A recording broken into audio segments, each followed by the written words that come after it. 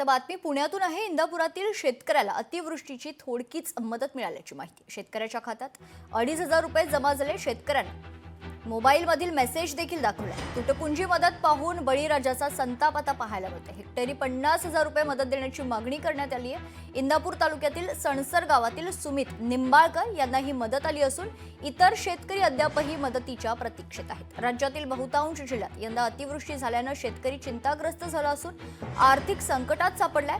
आर्थिक संकटात सापडलेल्या शेतकऱ्यांना आता सरकारकडून मदतीची अपेक्षा आहे। मात्र मे महिन्यात झालेल्या अतिवृष्टीग्रस्त शेतकऱ्यांच्या खात्यात मदत मिळण्यास सुरुवात झाली असून मिळणारी मदत अत्यंत तोडकी असल्याने शेतकऱ्यांना संताप व्यक्त केलाय।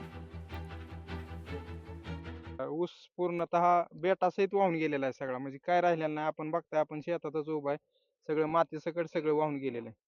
आणि शासनाने दिलेली ही 2,550 रुपये मदत आहे, ही कृषी मंत्र्यांकडे आम्ही परत देणार आहे की त्यांनी ती शासनाकडे सुपूर्द करावी आमच्या वतीने।